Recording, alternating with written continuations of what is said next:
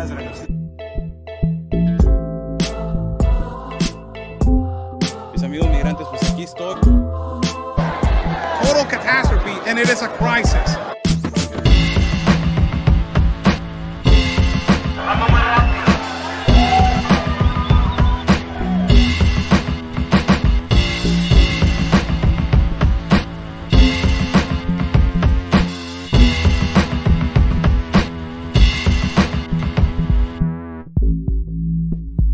Of a child, right there.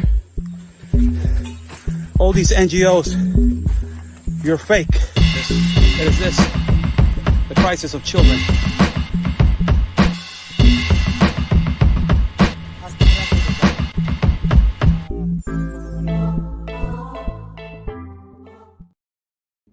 Thank you for joining in. I'm Oscar Blue for Real America's Voice News. Good evening to everybody. We are live from Tijuana, Mexico. It is Tuesday, March 19th of the year 2024. Today, after this migrant law or execution of this example that they wanted to put this law in Texas, that it will immediately arrest everybody that enters illegally or illicitly into the United States of America, that gives the authorities to arrest and deport, was blocked by a federal judge. And then surprisingly today, it was habilitated and it was eligible now. And this was posted by the Washington Post. Of course, I will receive comments and I will receive questions after I read the news. Also, I want to tell everybody, Buy Me a Coffee is on the bottom link. If you guys like to contribute to my independent reporting and travel fund, it will be much appreciated if you guys contribute to our live feed. So this is what happened. It says Supreme Court, after it was blocked, the Supreme Court, this is an article by the Washington Post.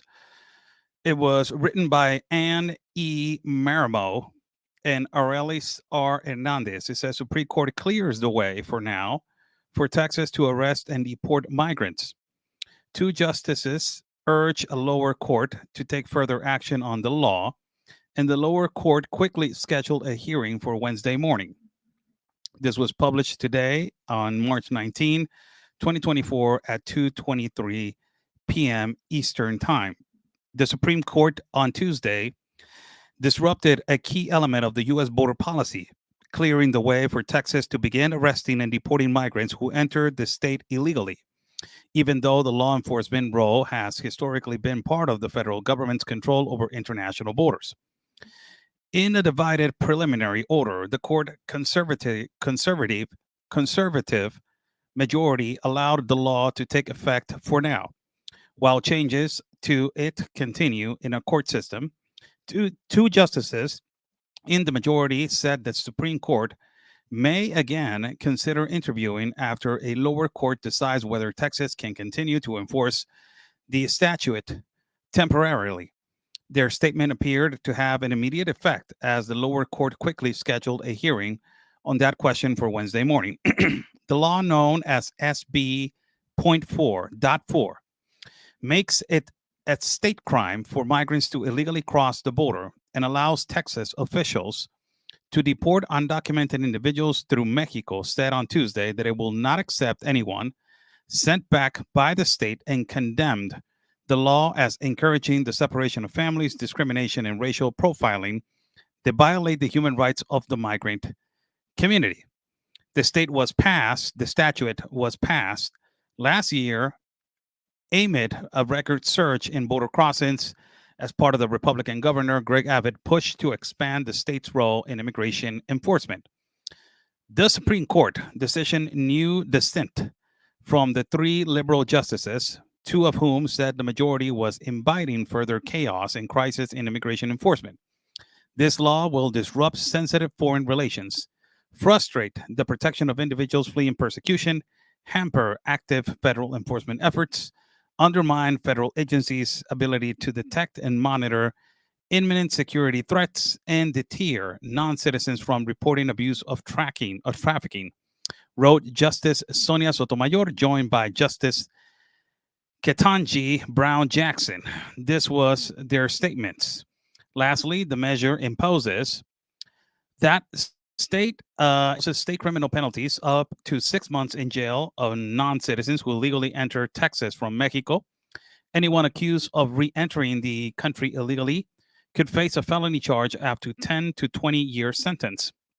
Lawmakers also empowered the state judges to order deportations to Mexico without Mexico's consent and allowed local law enforcement personnel to carry out those orders. Judges may drop state charges of if a migrant agrees to return to Mexico voluntarily. This is how it looks right now. So I am going to let me just put it right here. Where is it? Right here. Let me put it right here. Let me put right here, and let me go here. Okay. So this is the actual situation. What are the consequences of this? Positive and negative consequences.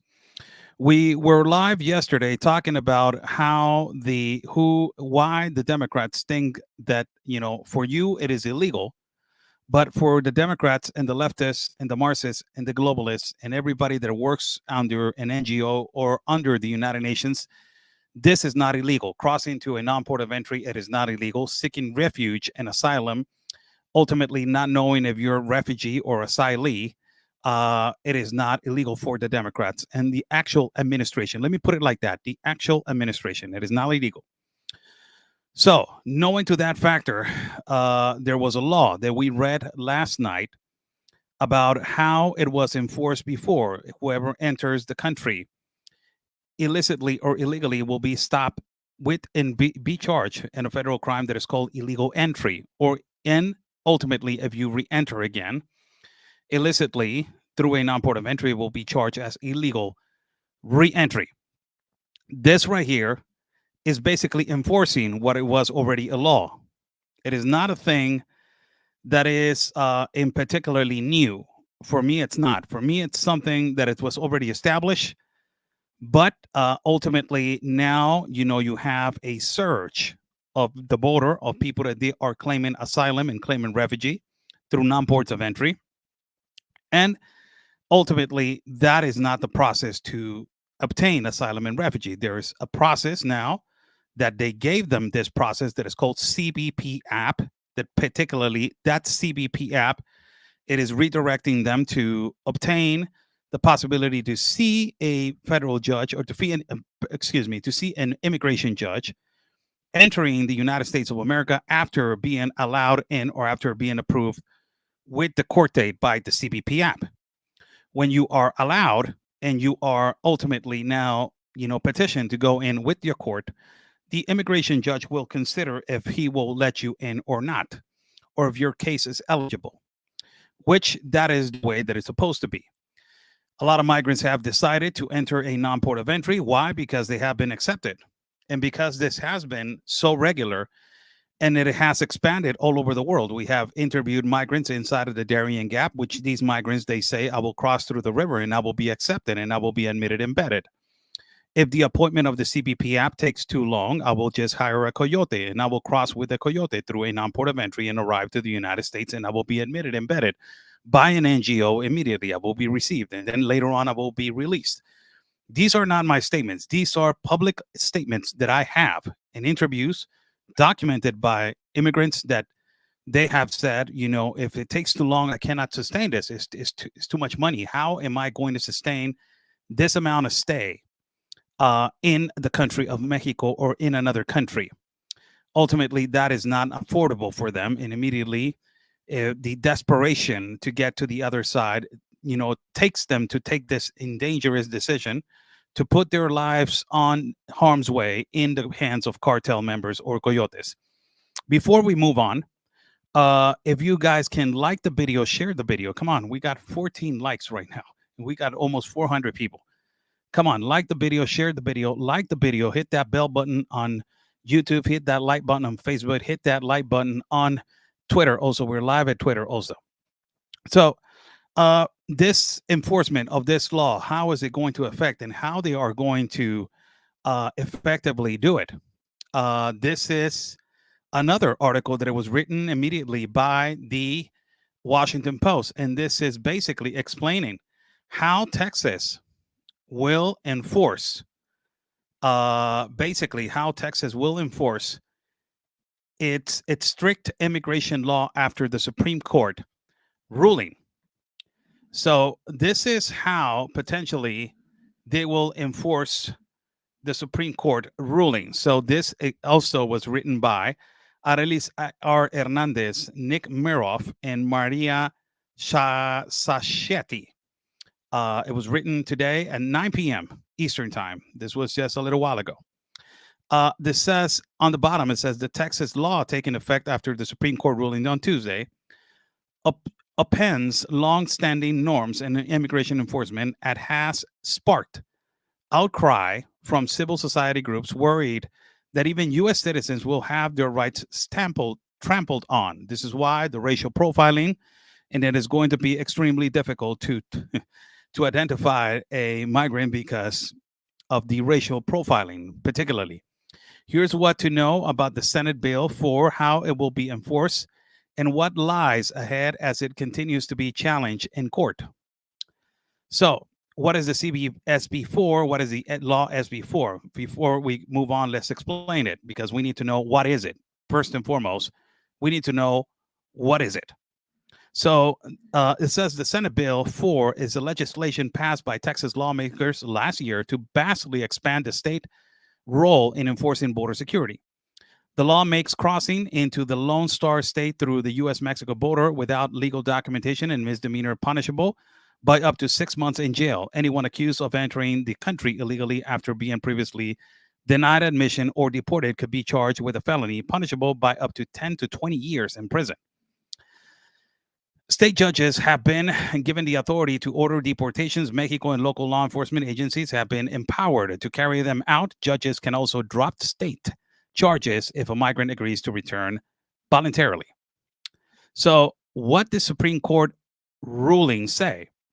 The Supreme Court on Tuesday said that the law could take effect for now. It's not permanently. It said for now. Through the ruling is preliminary, it could come before justice again. The majority did not explain its reasons as is customary in emergency appeals. However, the Justice Amy Coney Barrett, joined by Justice Brett M. Kavanaugh, said that the Fifth Circuit should decide first whether the law can remain in effect while its appeals continue. The two justices in the majority wrote that it was premature for High Court to intervene. If a decision, quote unquote, does not issue soon, the applicants may return to this court, Barrett wrote. The liberal justices dissented, two of whom said the majority was inviting further chaos and crisis in immigration enforcement. Long a federal responsibility, they noted that a lower court judge had already concluded that the law likely it is unconstitutional. How it will be enforced. Through SB 4 outlines what should happen to migrants who cross the border into Texas illegally. How the statute will be enforced is murkier. Migrants who enter illegally are subject to be arrested by the United States Border Patrol. If Texas arrests border crossers and prosecutes them before they are encountered by U.S. agents, federal authorities will have to work with the state to transfer custody later on.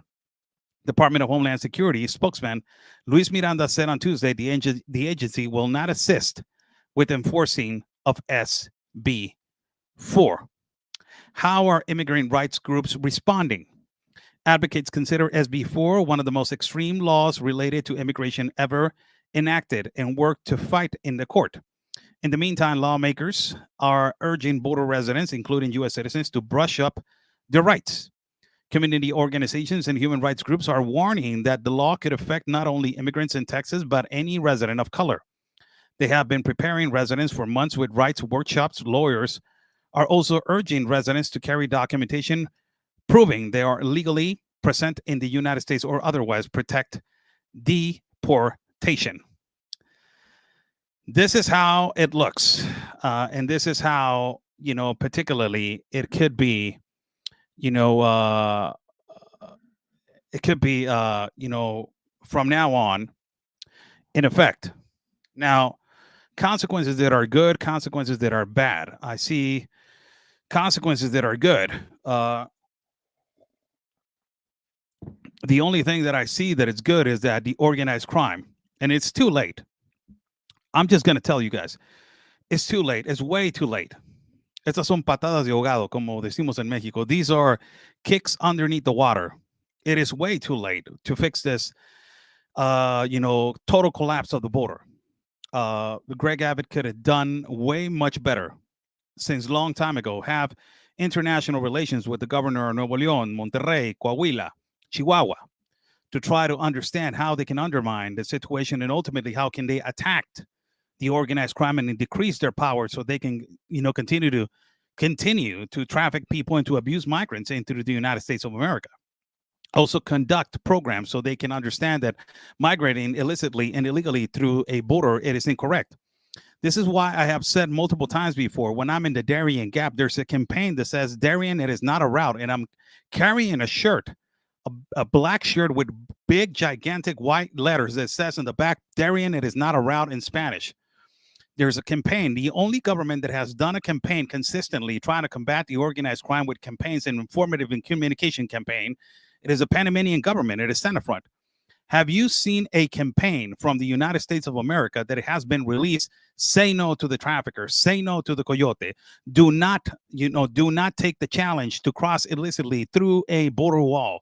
Do not enter this way. Try to do it this way. These are your options. Study this. Go to this app. Go to this website. Go to this. Has there been a campaign of educational campaign, not even from the Democrats, from the Republican side? Has there been something that it can easily be detected by migrants that are arriving on the other side of the border of Mexico and be educated ultimately? Also, the Mexican government has failed to execute their protection law in the borders, letting coyotes and traffickers operate in the borders, basically not letting them. The organized crime and the cartel has so much power right now that is inevitable. I told you guys yesterday, it is such a danger for the agents that they are trying to do something to protect, the border with Mexico and the United States. It is so dangerous for them. And it is so dangerous because they are outnumbered. It is an outnumbered situation. It is a lot of corruptions. A lot of politicians are corrupt. And you have the, typical official that wants to do things right, that wants to, wants to stop the organized crime, wants to do something against the cartel, but inevitably, he's going to get ambushed by all the people that they are, corruptly involved with the enormous trafficking of business.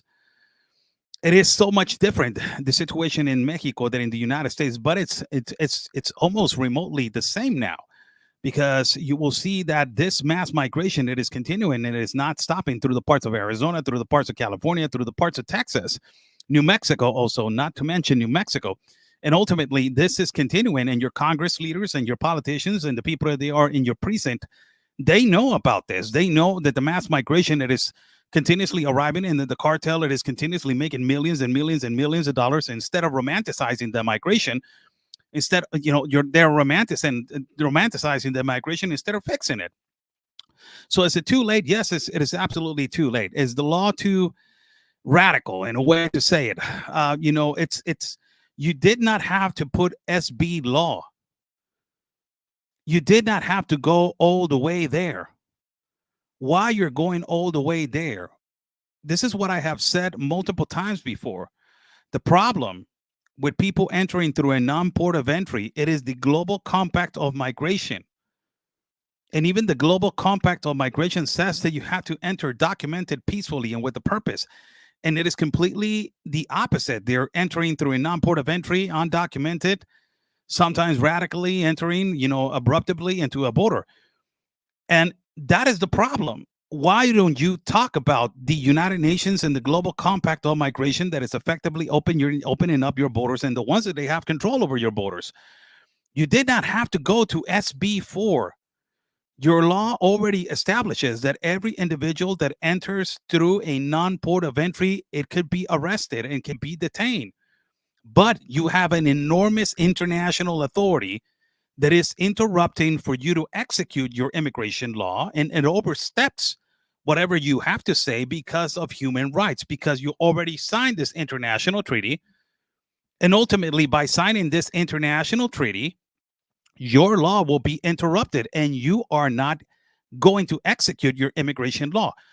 Why you make up SB4 when you already have a law that says that people that enter the country through a non-port of entry are going to be detained and processed? You have a CBP app. You have migrants have an enormous possibility now with the CBP app. There's a process of how to enter the country. And ultimately, there's cases of refugee and asylum and persecution. Let me tell you, there's actual cases of persecution. Yes, they are. But you have a lot of people that they're coming in, that they're economical migrants. And these migrants, they should go through the process of CBP app, acknowledged by an immigration judge. And the immigration judge will let them know if they're admissible to enter the country and they are free to transit the country of the United States of America. That is the way that it should be done, not SB4. SB4, why? Why you're making this bill? Why you're making this new law? Why are you trying to pass it and trying to do this, trying to do that when you already have your law? It is already established. Your law, you already have it. Execute the law only. Execute the law and talk about that. International organizations, it looks like it's all profitable, because for institutions and for the government to talk about NGOs and to talk about non-governmental organizations and to talk about all of this, it is cutting funding. And it looks like it's a business. It looks like it's a humanitarian business. I have said this before. Our people, our Latino people are being used as a business. Our Latino people, it is a weaponized migration. I have said it before. They are being used, and it is a commerce of people along South America, Central America, North America. It is a huge commerce. It is a huge business. People are making billions and billions of dollars. Organized crime, NGOs, local mom and pop businesses, commerce of shopping carts, selling everything that you need for this, for that, and for whatever. Everybody's making a buck. Taxi drivers, everybody's making money. So it is the inevitable factor that and you acknowledge where is the problem.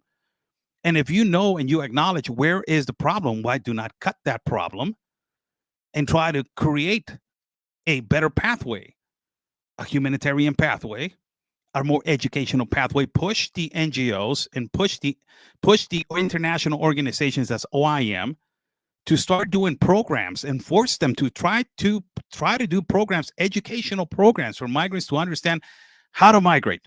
That is the number one thing. If you start educating worldwide of the power that you have a lot of power. OIM, you have a humongous power, and you do not execute your power only to execute irregular activity. You don't execute the power of education. That is the most important thing. If you start educating the migrants of how to do it, how to do a process, how to do this, how to do that, do not put attention to the coyote. Do not trust the coyote. That is not your friend. It is not your friend. Your friend, it is your own self, your own family, and doing things right. But ultimately, this looks like a business. Is it too late for this law to be executed? Let me just say, is it too late?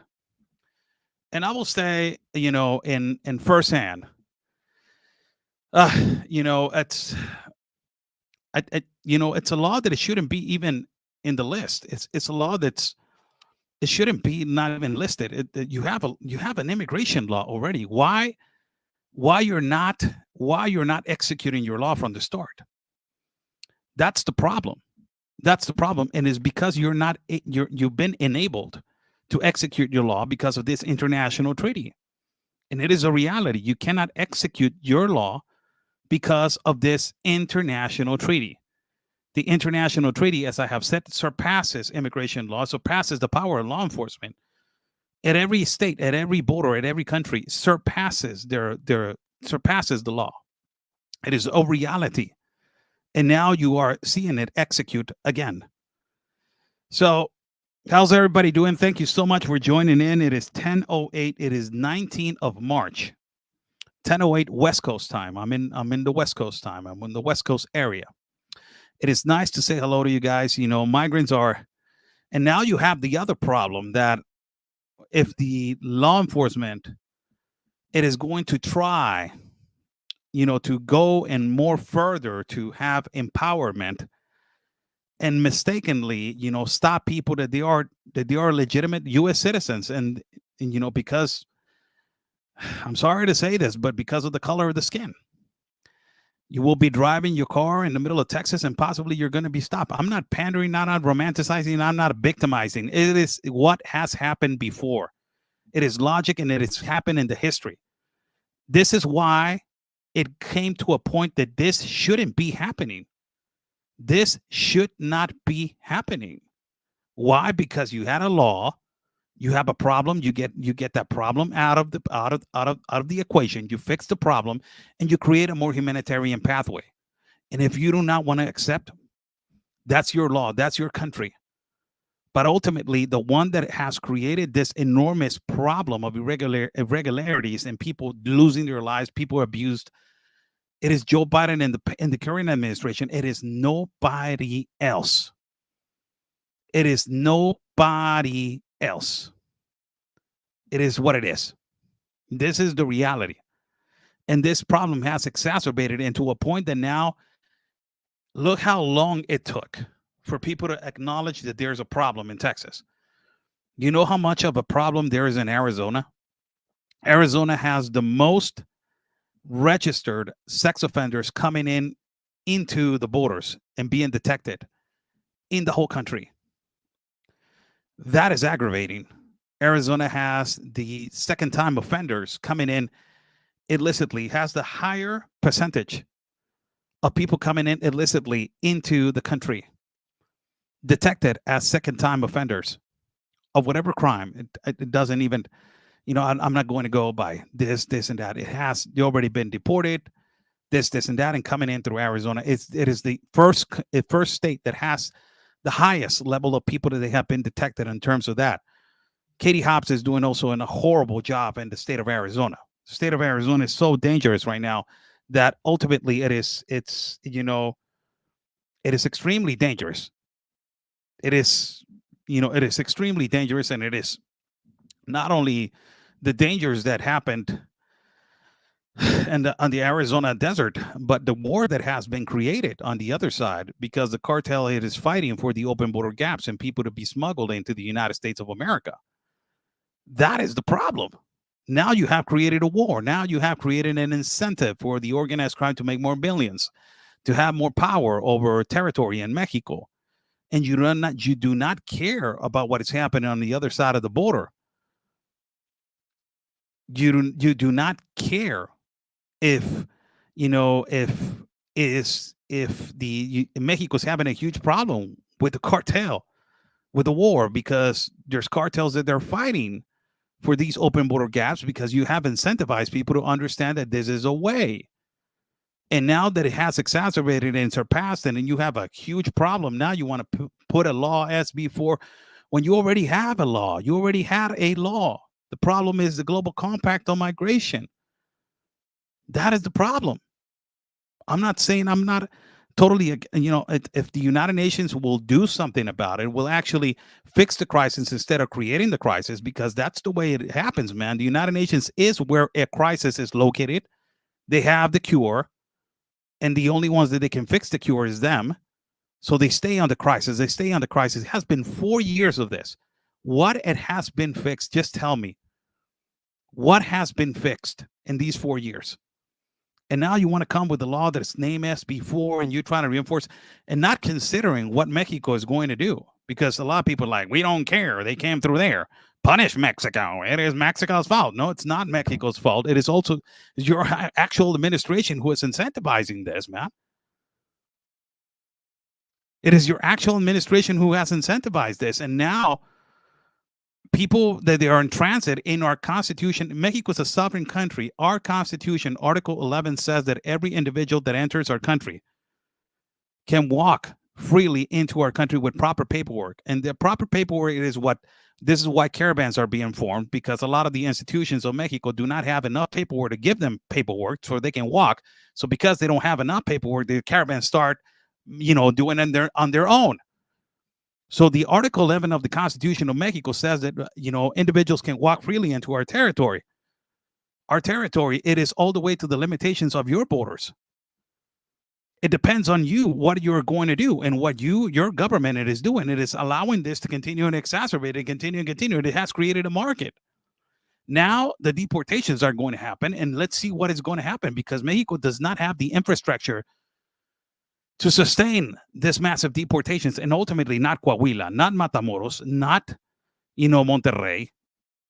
They do not have the infrastructure. Nuevo León, Juarez does not have the infrastructure. All these places, they do not have infrastructure. They do not have the economical infrastructure to sustain a deportation. Let's see what happens with the cartel. More massive cartel activity is going to arrive. Why? Because the cartel is going to arrive to the shelters and go to the shelters and see how they can manage to return these people, smuggle them again into the United States of America. Yeah, you've been returned. Yeah, you want to return back. Yeah, but how much is it?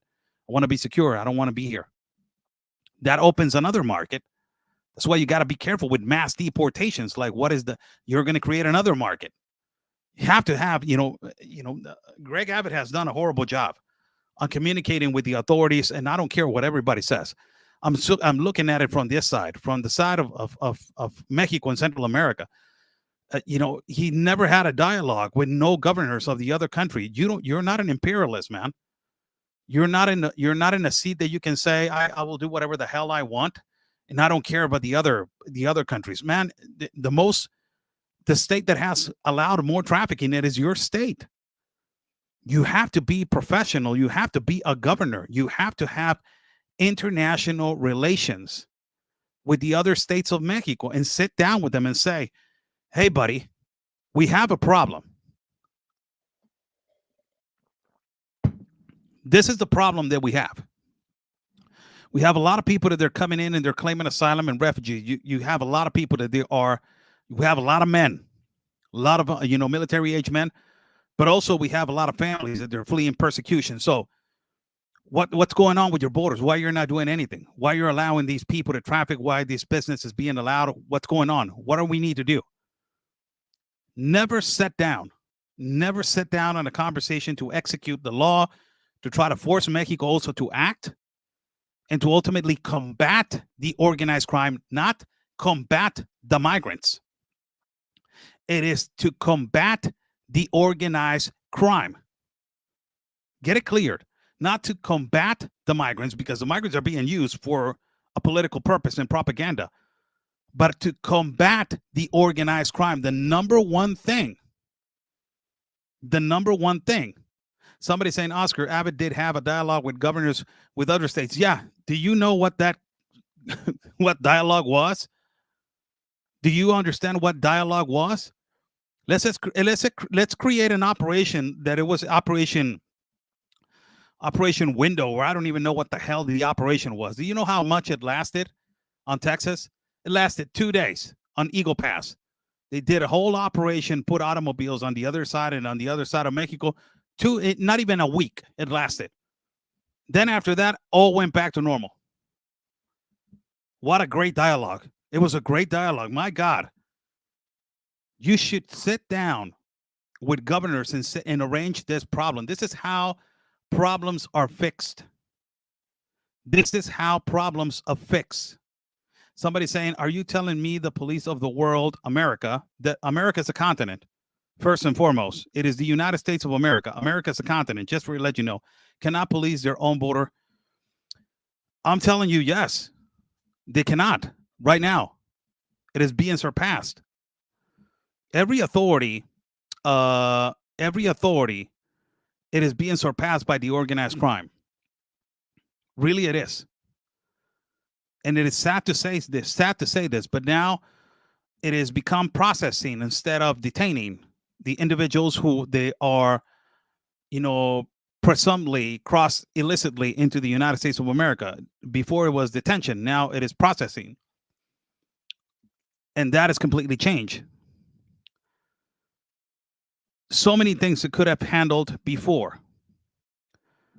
The problem that the state that has the most aggravated problem of mass migration, it is Texas.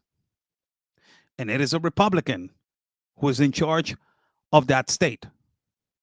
Then you will have Arizona that has the biggest problem, and that is a blue governor. Then you have California, that is a blue governor. And then you will have New Mexico, that is also a blue governor.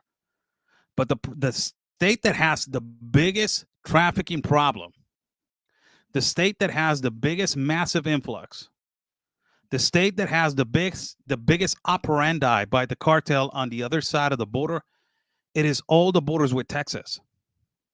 Why it hasn't been resolved from before and all the way till now, before election time. This is why I have said so many times before. So many times before. I have said this so many times before. Many, many times I have said this. This problem could have resolved from long time from the start, but they never executed a plan. And it looked like it's commerce, and it looks like it's a lot of people paying a lot of money. It's a lot of corruption, and ultimately, that problem could have been fixed. Texas is the biggest problem of irregular activity that is coming in through the borders, and a lot of people get hurt. A lot of people get offended with these kind of comments. So you cannot put all the blame on Abbott. Put blame on the occupant of the White House who is not enforcing our immigration law. Supreme Court said that Title B 42 was to remain in place. You don't even need Title 42. Title 42 was a sanitary law. It was not an immigration law. Title 42 was for when the pandemic was in effect. Then later on, it was used to weaponize the migration. Title 42, it was not to stop irregular migration continuously. Title 42 was under the pandemic. It was because you had a pandemic, worldwide pandemic, and also mass migration was coming in, and you had Title 42 enforced. You have an immigration law already. Title 42 has nothing to do with immigration law. I already put it yesterday. What was the cost when you cross illegally or illicitly into the country of the United States of America? It was punishable first into 2 to 4 months, and then it's punishable between 8 to 12 months or to 24 months if you re-enter again. This is your immigration law. It's called illegal entry and illegal re-entry. This is why the Democrats, they want to change the term illegal. I have said this before. So many times I've said it before in the past. They want to change the term illegal because the progressives and the liberals, they believe if they change the word illegal, some crimes are not going to exist anymore. In the crimes that they are not going to exist is illegal entry. You saw it the other day when Joe Biden immediately completely changed his statement when he was asked about the murder of Laken Riley, the girl that it was murdered in Georgia by an undocumented individual. And he immediately said illegal, and he changed it immediately because the progressive and the NGOs and the agenda of the United Nations condemns people to be called illegal, condemns them. Now you have all these kind of phrases that they say they're not migrants, they're people in the context of mobility. Now they're changing the words, changing the context, changing the significance of every individual so they can adjust to the law. The language continuously goes with adjusting to the law. As the language is being changed, the laws and these bills and these immigration laws are being changed also. All the new laws, it says irregularly, coming in irregularly, not illegally, irregularly, through irregular pathways. I haven't even adjusted to the language because of the censorship on our platforms. We have to understand this. A lot of people say, why you call them migrants? You should not call them this. That is the correct term. And ultimately, not only that, your current administration is the one that is using these terms. And also, not only that, Republicans also use these terms. So for me, just to be clear, is this too late? It's not even supposed to be too late or not too late. You had a program. The program is called CBP app. Migrants have a huge possibility to enter through a CBP app. Why that is not being enforced? Because they say the CBP app takes too long. The CBP app takes 2 to 6 months, and like that's the way it has to be. There is a process. There's a backlash of people, but because the CBP app, it is not agile, it is not quick. People get desperate, and they start moving into irregular pathways as to cross through a non-port of entry, paying a cartel, paying a coyote. That clearly brings you up to the next, to next factor, which that's supposed to be the number one plan. When Alejandro Mayorkas, Joe Biden, Anthony Blinken came into the Mexican palace to talk to the Mexican president, all that it was discussed was to romanticize the migration. How are we going to build this? How are we going to build this program? How are you going to do this? How are you going to do that? Never it was discussed on how they were going to combat the organized crime. Never. It was not discussed of how they were going to deteriorate the routes of the organized crime. Never. It was not even discussed of how they were going to decrease the power of the organized crime to not have a lot of power over the vulnerable people that are the migrants. Never discussed. Never discussed. Never was a topic on the table. Everything that was a topic on the table was to romanticize the migration. Let's help this, let's help that, let's build this, let's build that. Well, we're going to do this, well, we're going to do that. Oh my God, this is inhuman. They're going to call us inhuman. This is a violation of the human rights. We shouldn't be doing this. This is that. But never it was arranged to say, okay, we now know that we need to protect. We now know that we need to protect the most vulnerable. We need to protect this, and that. How are we going to combat the organized crime? How are we going to execute this? Because that is a big problem. It's a big problem in Colombia that is being now, that problem, it is being exacerbated into Panama. Panama has to deal with it. And ultimately, the route of trafficking continues in the Central America areas into Mexico into the United States. That was never a topic. It's incredible. That was never a topic. And how is that not a topic, people? Let me ask you, how is that not a topic? It's like, sadly, I'm going to say this. It's like sitting down talking about fentanyl. And you're going to say, oh, we have a lot of debts over fentanyl. We have a lot of problems over fentanyl. We have this fentanyl abuse. We have this fentanyl addiction. We have this, we have that. We need to create a program that helps this, helps that, yada, yada. Okay. All right. I understand now that we have a problem and that, basically we need to create a program. But how we're going to combat this, how we are going to fight this, not only in the United States, that is the main distribution,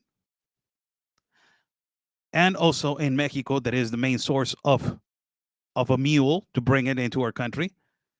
And the idea that is coming in from China, how we're going to intercept all of these so it will stop. And then at the same time that we're stopping, we can create a program for addiction, for prevention, for the children, for the young kids, man.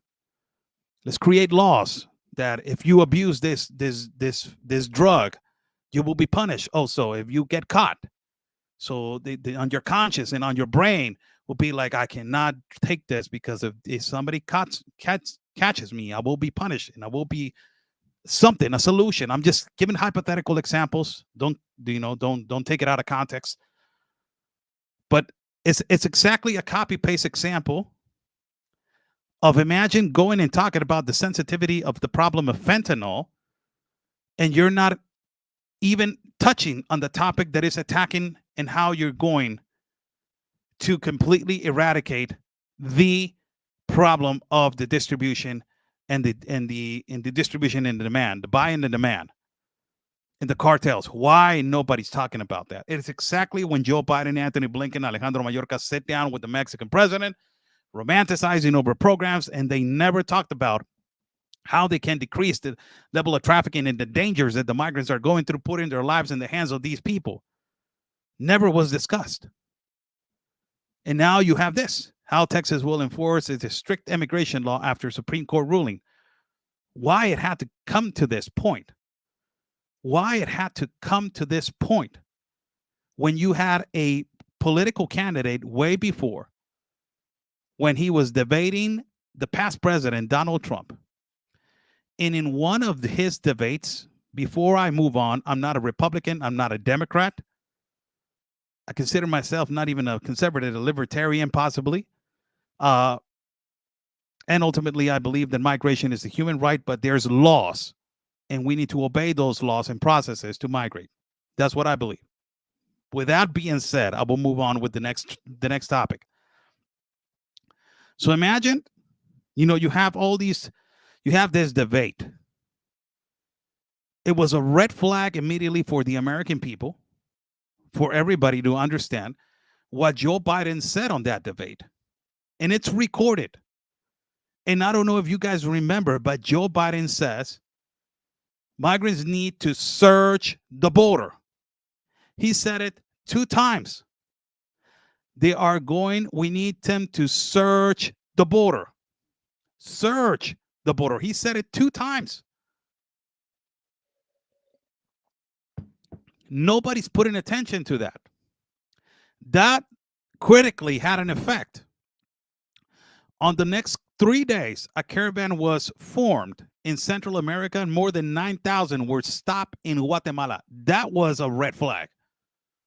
That was immediately a red flag. And I said on that day, this problem, it is going to grow immensely like you have never seen before. And look at this.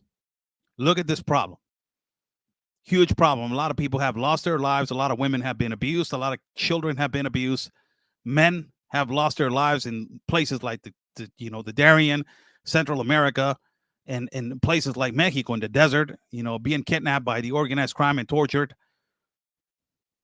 It's just, we knew this problem was going to happen.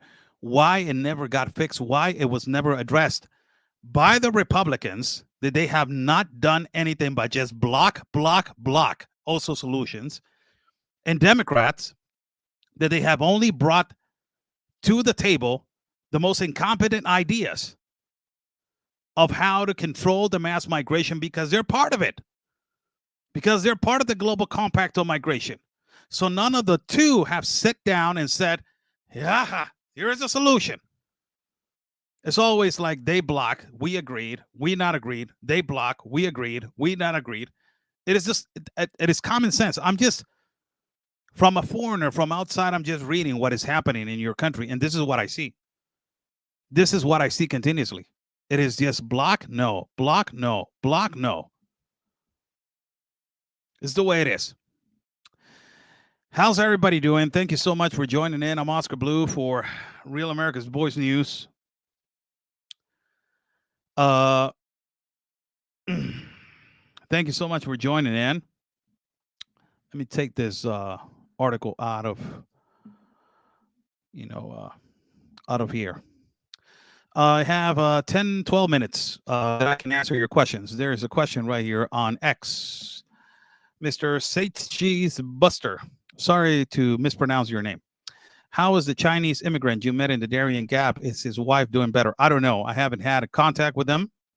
We lost contact. The only one that possibly has contact is Benjamin Berquam. That is my colleague. I don't know if I haven't talked to him. I don't know where he's at. I don't know if he made it out.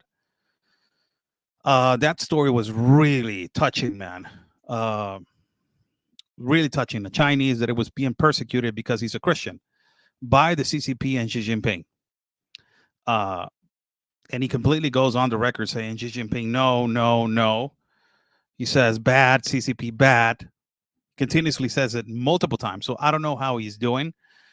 I saw the ankle of the wife. It was really swollen. And they had a long way to go. When we encountered him, we were like, what are you doing? We just came from the Death Mountain coming down. It was horrible. It was horrible. What are you doing? Punishing yourself, and you're going to push your wife and your daughter through this? Jesus, man. But, you know, that's the way that they understand. Sadly, that's the way that has been published and promoted. Let's go right here. Ms. Mary Golden, thank you for sharing your knowledge. Thank you for all you do. Thank you for all good you do. Thank you so much, Ms. Mary. Long time. Sir, I send you a big hug, Ms. Mary. Great profile picture. God bless your dear heart of your husband. God bless his heart. Comments. Whoever wants to put a comment, give it a like to the video, man. I'm seeing almost 800 people, and I got 32 likes on the video. It possibly is the censorship or the platform. It doesn't let me see how many people they're liking the video, but it just sucks the way that I'm seeing it. Let me just Colin Stewart. The Congress was in those first days ruled by Democrats and Nancy Pelosi. Now the Congress, by one or two votes, is Republican, and the rhinos vote with Dems. Senate is basically Democrats and their votes. This is how it works, Oscar. Okay, thank you so much for that. God bless you. Hi, Oscar, listening and driving from work. Un abrazo de Tijuana, legal. Eso, saludos, mi Nahual 66. Hi, Oscar, listening as I'm driving home from work. Un abrazo de un tijuanense en Oregón. Te mando un abrazo hasta Oregón, mi hermano. Que todos tus sueños se hagan realidad. Eres un fregón por estar allá en Oregón, trabajando duro en la ciudad del bosque. Te mando un abrazo, mi hermano. Extraña los tacos, mendigo. Que no se te olviden los tacos, mendigo. Un abrazo. Questions? Questions, if you guys want to ask a question before I go. We have 9 minutes still to ask, want to ask a question. How you doing, Ms. Maggie? My Ms. Maggie, God bless your dear heart. How you doing? There's only one like you, Oscar Blue. Thank you for your heart. Con mucho cariño. Oh, muchas gracias. Muy amable. Muy amable. Thank you so much.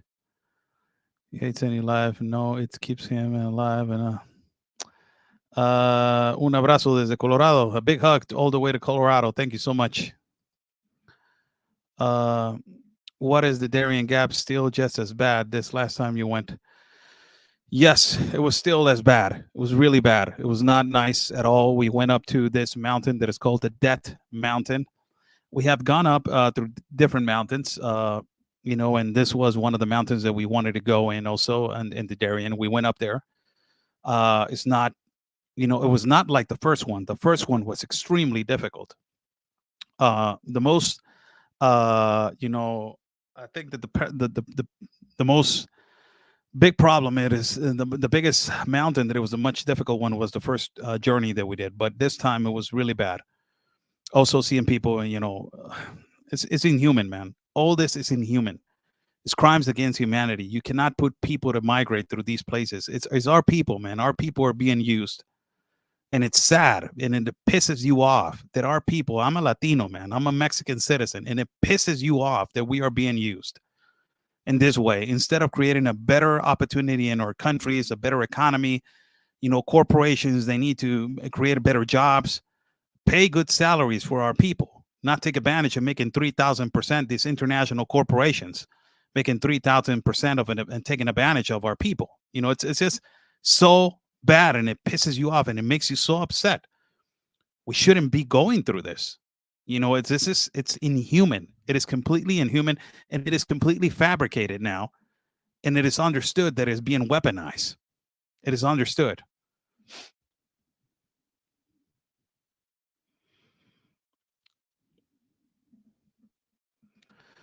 What is the easiest way to learn Spanish? Ve las novelas.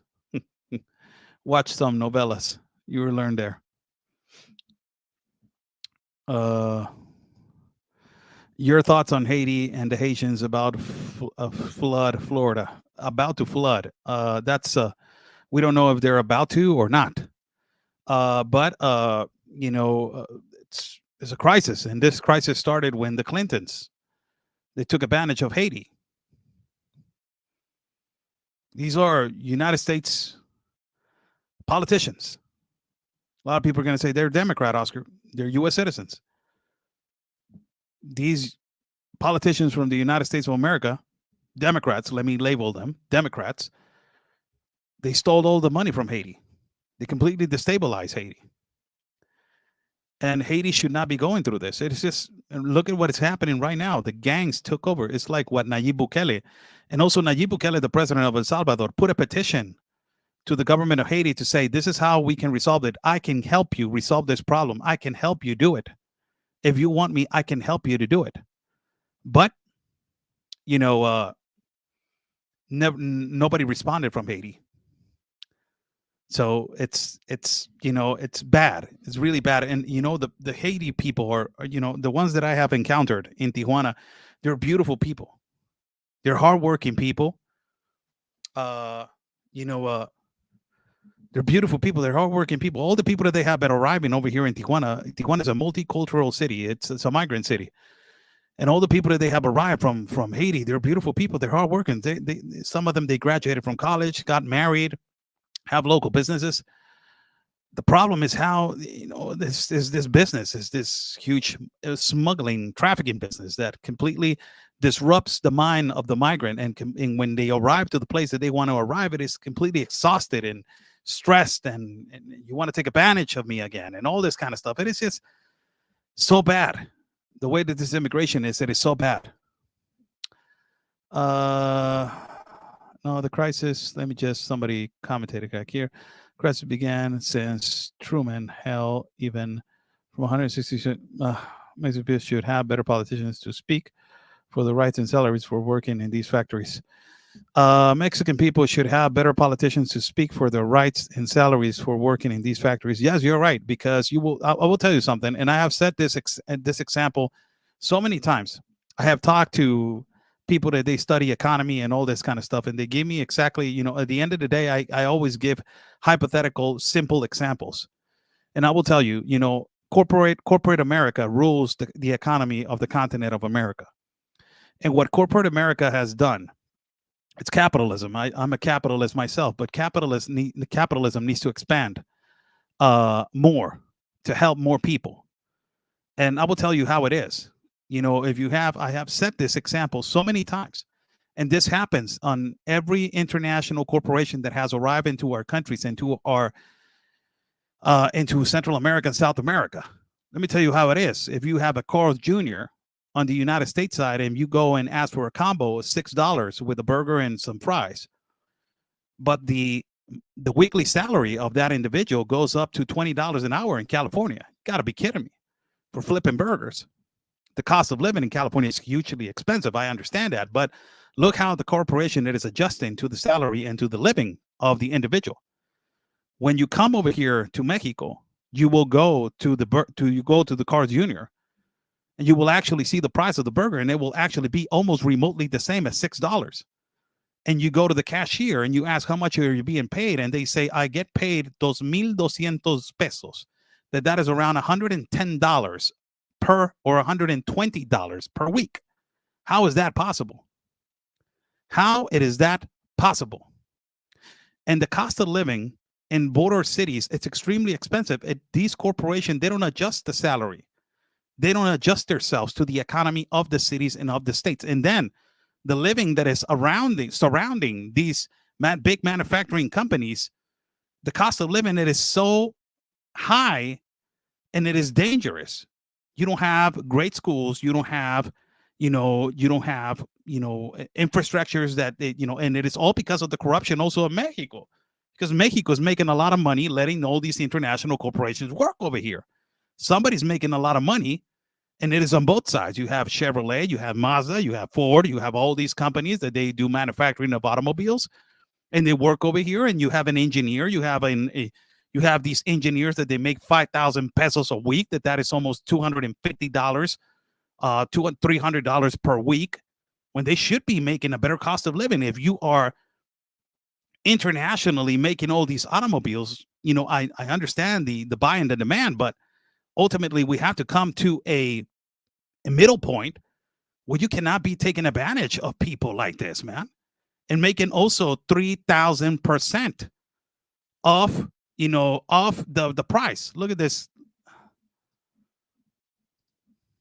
So hold on, he's saying Dan did so. Let me just listen to Dan Dinso. Says, hold on, you're against corporations, which is the maximum of the right congregation. And do you agree that private sphere is source of corruption? You have the whole wrong perception. Why these corporations are making 3,000% more in a foreign country that they are making in their where they are made? Why? I'm not against them. They're providing jobs. But I just told you when I started talking about this topic, capitalism needs to expand themselves into the cost of living of people. That's what it is, capitalism. You need to expand yourself. It is not slave jobs. Oh, I'm providing jobs. Yeah, what kind of jobs? What kind of future does this guy have? If he's an engineer, how much is he going to grow? How much is the salary cap that he's going to make? Well, that's the problem. We bring the jobs and the owner needs to make a profit. Hold on, you're making a whole lot of profit. You're making a whole lot of profit. You need to adjust your salary. And whether you like it or not, this is the way that Central and South America is being managed. And this is the way that it's unfair. And believe me, I will tell you something. If these massive corporations, they will adjust a little bit their salaries.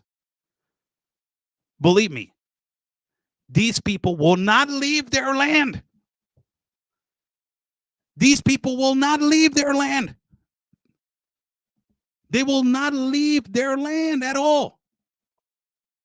That's exactly if you wouldn't have a communist dictator like Nicolás Maduro in Venezuela. You know that Venezuela has more petroleum than you, me, and everybody. How in the hell they're poor? These people will not leave their land. Do you know how many engineers on petroleum I have met in caravans? You know how many hundreds of engineers of petroleum I have met on caravans walking? They are extremely smart to be an engineer on petroleum. I'm extracting petroleum. Venezuela, it's rich. And look how they are. Corporations need to expand themselves to be fair. We know that you're bringing jobs, but our government of Mexico, our government, the government of Central America and South America, this is what they need to do. You want to come to our country and work? You want to come to our country and provide jobs? How much is the salary cap that you're providing to our workers? Because one thing is to take advantage of them, and the other thing is just to just make a profit. Let me tell you another example that is happening right now, just for you to give an example. You know what's happening in Bolivia? Bolivia has the biggest supply of lithium. Lithium is going to be the next transformation, the next transformation of automobile in the automobile industry. Xi Jinping already said that by 2030, he wants to lower down the hydrocarbons and the carbon monoxide by 60%. And by 2060, he already is going to eliminate hydrocarbons and carbon monoxide, which makes you believe that electrical cars is going to be the next generation. This is why he wants to completely dominate the automobile industry and control the automobile industry that is the most lucrative industry in the world. And he started immediately expanding to the places that they have the biggest supplies of lithium. Which are these places? Bolivia is the biggest country that has the biggest supply in the world of lithium. Do you know what they are giving out and exchanging for slave jobs? China is giving them the worst jobs with slave pay in exchange for extracting their mineral. When Bolivia can be extremely rich and powerful, a country that can have their own distribution of their own soul and basically name lithium as a national treasure so nobody can touch it. But you come in with your corporations and you offer a job for less expense and less pay, this is what you get. Slave jobs sometimes. Just saying. China already arrived in Sonora. Sonora is one of the biggest places that is a state next to Arizona, which they are extracting also lithium. You have private companies from China that are already in Nevada, where Nevada has also one of the biggest supplies of lithium.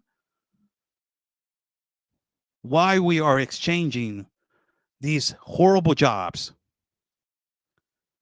when you can actually, you know, provide a good job for an individual so they cannot leave. I'm a capitalist. Don't get me wrong. 100% capitalist. But there's some things that I don't agree with. It's called freedom of speech. That's what it's called. And it's one of the beautiful things that God gave us, the difference of thought, the difference of feelings, the difference of understanding, the difference of love, compassion, passion. It's one of the things that he gave us as a gift for everybody to think differently and for everybody to opinion differently. And but also at the end of the day to love each other and come to a common ground, all of us, so we can fix economies. The United States of America has one of the biggest countries and one of the beautiful countries of the world, who has helped so many economies, has given so much to the world also, but has also has had their problems with other countries. And we're not going to lie about it. We're not going to hide and seek. And right now, the United States of America has a huge problem, and it's their borders.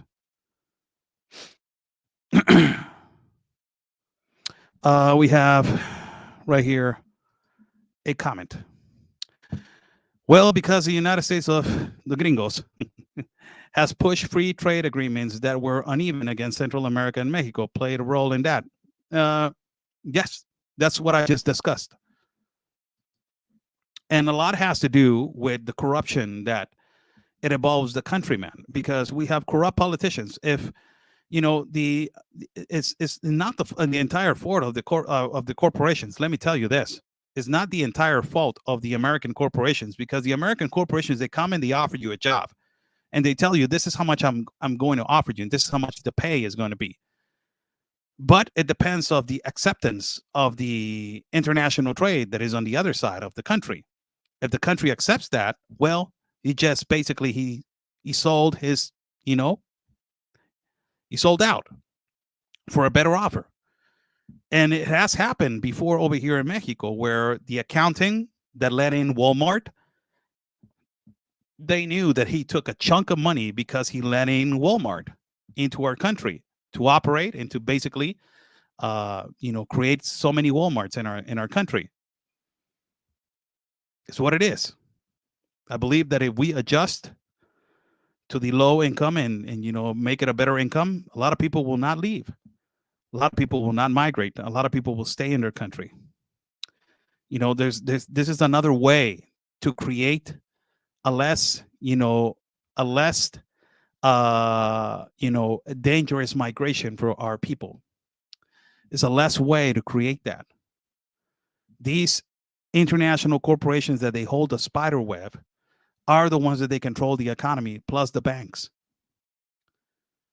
Ultimately, they decide how the economy is going to be related in every state and in every country. That is a way to solve it. Look what Nayib Bukele did to his country. Do you see what he did? It's so easy. He has a thriving economy right now. He has one of the most secure countries. That it was one of the most dangerous countries in the world. Now is one of the most secure countries in the world. He just had a Miss Universe pageant, for God's sake. I don't know how many months ago. Ultimately, I don't know how many months ago. My God. Just want to say something real quick. Go and follow this man. I love this man with all my heart.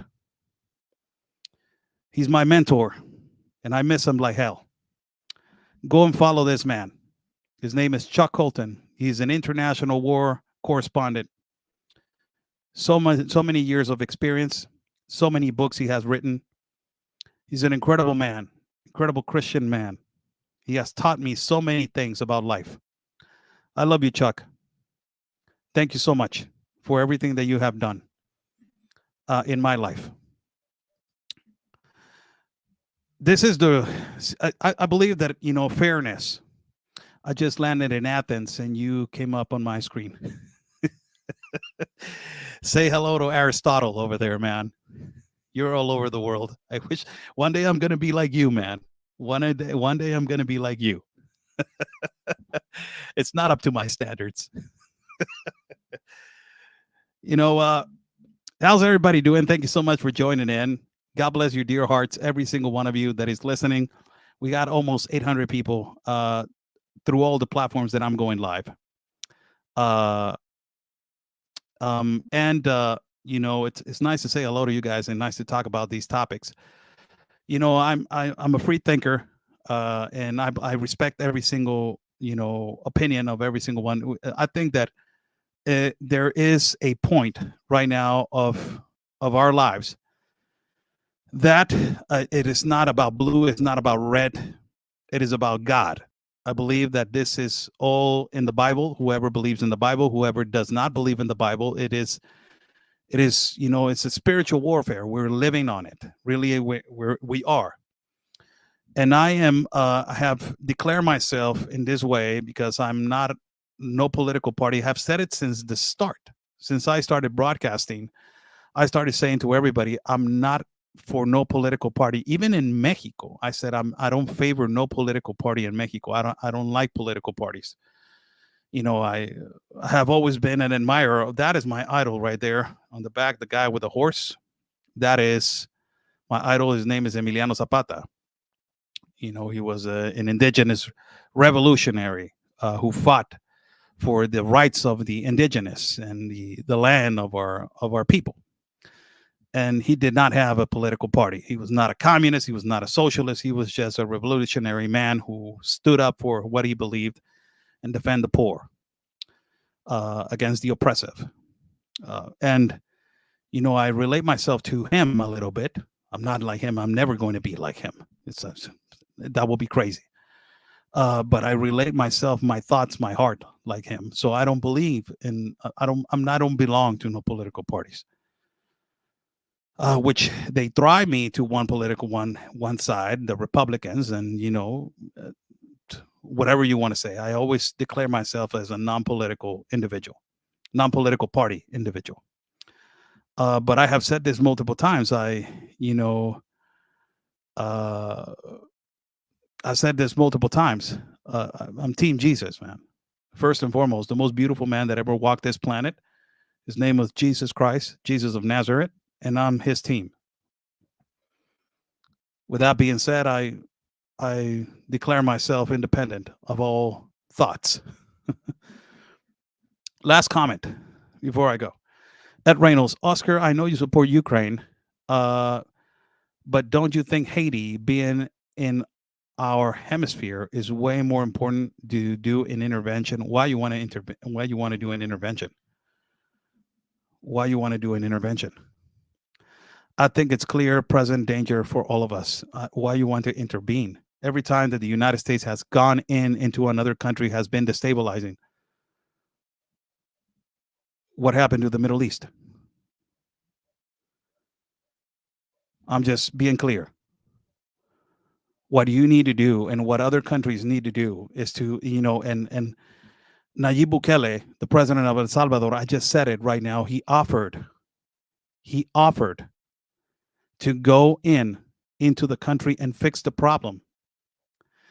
Not him fix the problem, to give a solution in the table. So the good Samaritan politician people in that country will actually have control of their country. Let men be men. Let men do their own work.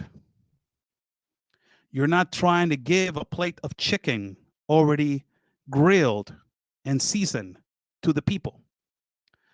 Teach the people of how to make the chicken. Teach them the tools of how to make them. Why you want to go in there?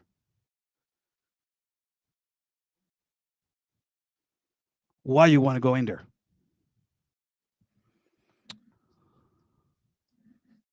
Another disagreement. Nayib Bukele is another Maduro Ortega. No, estás pero si bien loco. That's the greatest joke. What are you, a leftist? Have you gone into El Salvador?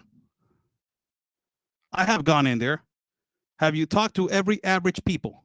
because the only ones that they are saying that Nayib Bukele is an imperialist are Democrats and they're progressive liberals. If you use this language, let me just talk to you, Dan Ditzo.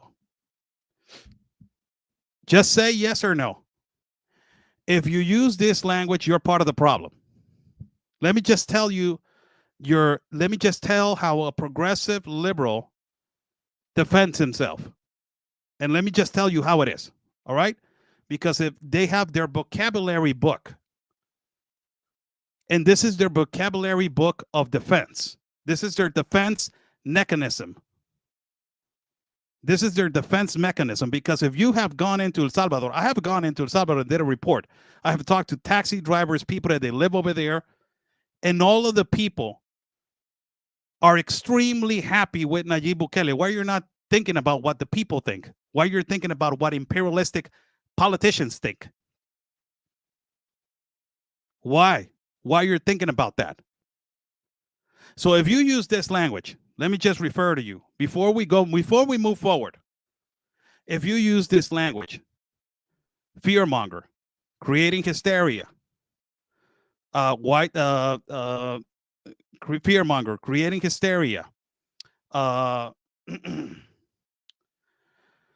conspiracy theorists, white supremacists, white imperialists, warmonger, xenophobic, transphobic, homophobic, pronoun-phobic, fat-phobic, racist, fascist, narcissist, bigot, Zionist, creating violence.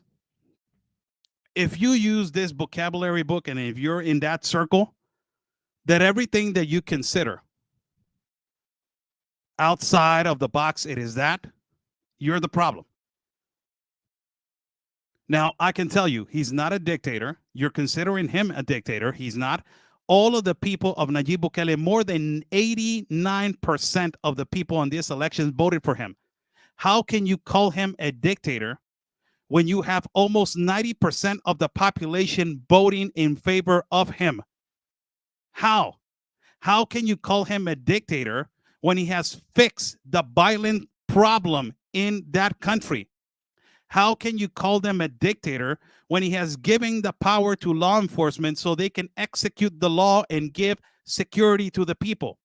How can you call him a dictator when he has brought hope to young kids that they now can go to schools, they now can go to their streets, they can practice freedom in their cities and in their neighborhoods? How can you call him a dictator when he has brought tourism, he has brought economy, he has brought international investors? How can you call him a dictator when now El Salvador is one of the safest countries in the whole continent? How can you call him a dictator if you're comparison to Maduro and Ortega, when Nayib Bukele has continuously talked about that Maduro is a dictator? Then Maduro look at the way that he has Venezuela, that Ortega look at the way that he has Nicaragua. Those are dictators. Those are complete dictators.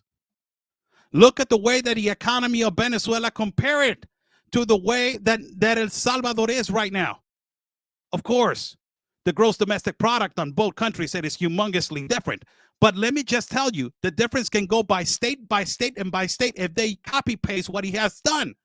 How can you call him a dictator when you have Nicolas Maduro that he has put in prison, innocent politicians, persecuting his own people, pushing these people out to migrate through the Darien Gap, finishing his economy? One of the most prosperous and most richest countries in petroleum, it is Venezuela. How can you call Nayib Bukele a dictator in comparing to that dictator who absolutely doesn't want to leave power? How many years he has been a dictator? How can you call Nayib Bukele a dictator? You talk go into El Salvador, brother. I will tell you right now, I just went last year to El Salvador. I talked to the Minister of Security of El Salvador. And by the way, just to tell you, the only ones that they're attacking Nayib Bukele are the United Nations, are the NGOs, and they're leftist progressives. Those are the only ones that massively more are attacking Nayib Bukele. The ones that they are the United Nations, the ones that they're criticizing the gangs that they're not resolving the problem in Honduras and in Guatemala. But when they are being resolved in El Salvador and they're clearing up the streets and they're clearing out every neighborhood, now they're criticizing Nayib Bukele as being an inhuman because he put a prison of Center Against Terrorism, SECOT, and all these people that they used to take away the freedom and they used to take away the security of the people. Now they are locked up. Do you know what they used to do at a cemetery that I went and visited and I interviewed the person in charge? The person in charge, do you know what? He did not negotiate it to keep the peace. No me salgas con payasadas, por el amor de Dios. Come on. Stop spreading lies. Stop spreading disinformation. He never negotiated. He went in there and executed the law. That's what he has done. And he has more than 89% of approval of his own people. Of his own people. Of his own people. Of his own people. Don't bring your disinformation. Why don't you just go ask the normal average citizen of El Salvador? We have done multiple interviews. I went to different places. Ilapongo, have you been to Ilapango? La Campanera, have you been there? I was there in La Campanera where the MS gang was controlling and the people. Every single citizen that it was there on that neighborhood, they will tell you, we are so happy that he came in. We are so happy that we are free. We are so happy that he's our president. They are standing proud to have their president. As a matter of fact, he is one of the best presidents in the world right now. If you will ask, if I have right now, let me just tell you something. Let me just tell you something.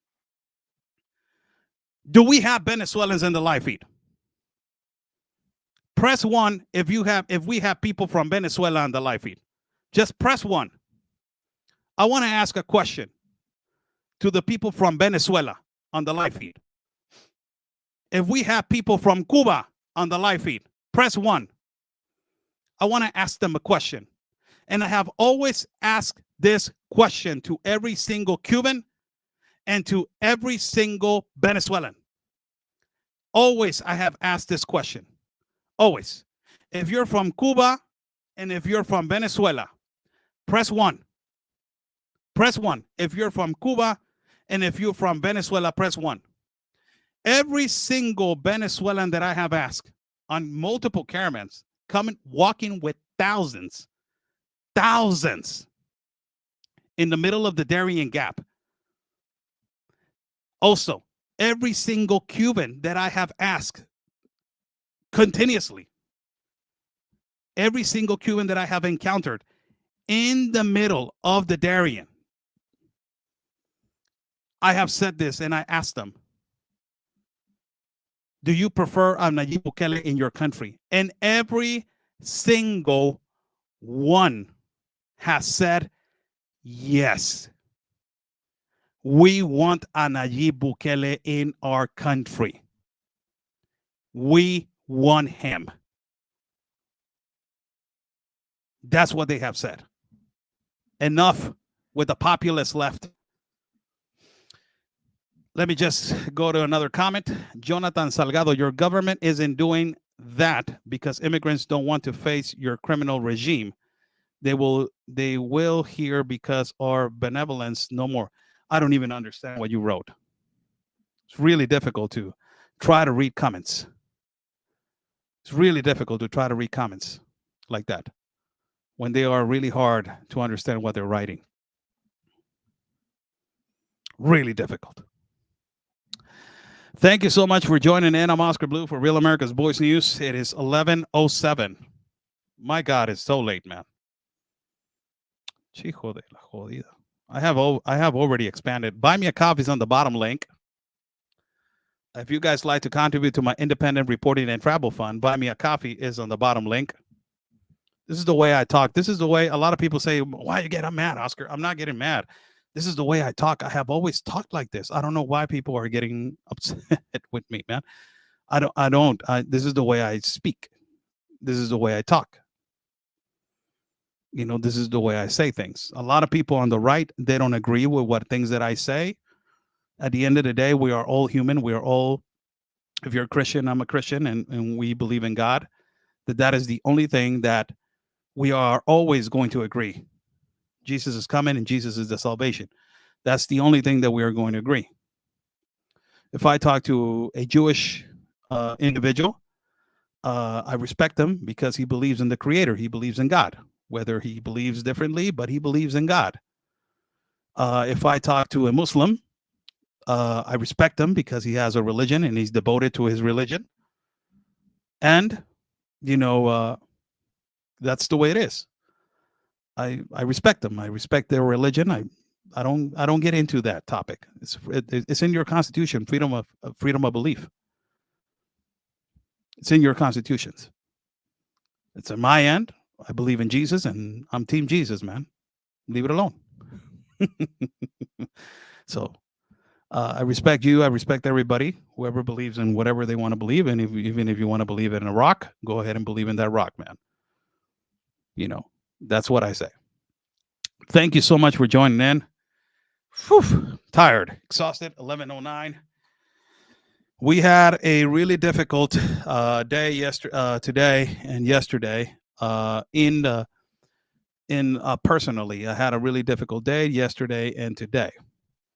So I just before I go, I would like to say a prayer as we did yesterday. Lord, thank you so much for another day that you are bringing us peace, love, and understanding and knowledge. Lord, if I was wrong, correct me. Your light is the only light that I will follow so they can bring me into the light of being right. And if I'm right, bringing me into the humbleness to understand that it's always good to learn and it's always good to learn something new from everybody else. Even when I'm wrong, I want you to always tell me that I'm wrong, Lord, and correct me every time that I intend to be wrong or right. God bless every single one of you.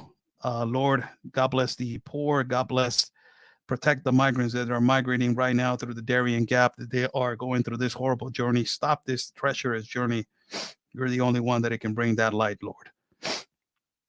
Let's be more humanitarian, open the hearts of people, make them understand that we are all humans and we are all the same in the eyes of God. It doesn't even matter the color of the skin. What matters is we are all the same in the eyes of God and the eyes of you. In Jesus' name, amen. God bless you. Thank you so much for every single one of you. Stay safe.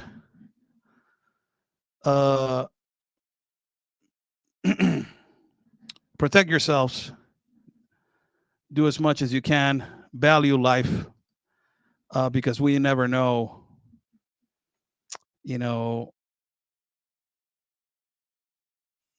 Somebody saying right here. Let me just read this comment before I go. Oscar, whatever is your problem, God will always guide you in your family. My wife and I have you in our rosary. Qué bonito. Muchas gracias. Thank you so much. My God, thank you so much. Thank you. Thank you so much. Thank you. Thank you. Thank you so much. I thank you. I appreciate that so much. Thank you so much. God bless you, dear hearts. Stay safe. Tomorrow we're going to talk about the protests that are happening in Cuba. Continuous protests of people rising against the communist regime. For people to understand that when they talk about these communist countries and they're saying why you're not doing why they're not fighting for their country, why not they're not doing anything for their country. They actually are. They're trying to fight the communist regime, but they're fighting with sticks and rocks. They don't have guns like you. They have just normal utensils from the ground to defend themselves against the communist dictatorship of these places. This happened on the protests in Venezuela in 2008, 2009, 10, 12, 15. this happened. Ultimately, on these protests in Venezuela, where millions of people were outside in their streets protesting, and trying to do the best that they can to defend their country and to ask for freedom against Maduro regime, and nobody did anything. No human rights, no other country did anything to to try to defend the freedom of the people. Many were eliminated from the face of the planet. Many were imprisoned. Many were, banished, as what is happening right now in Cuba. In the last protest that, the Cubans raised not too long ago,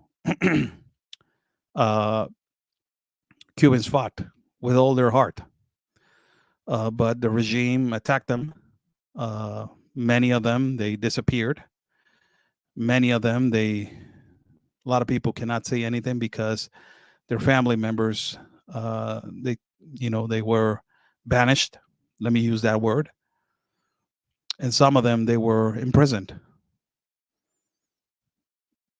You cannot fight a tyrannical government with rocks. It's really difficult to just fight it with rocks and a stick.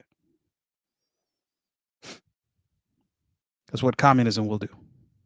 Destroy countries, destroy freedom, destroy liberty, whatever you want to call it. Destroy peace, whatever you want to call peace. Destroy. That's what communism will do. Stay safe. And like we always say, God's plan is our mission. We're here with at CPAC Mexico with the president of Mis amigos migrantes, pues aquí estoy. total catastrophe, and it is a crisis.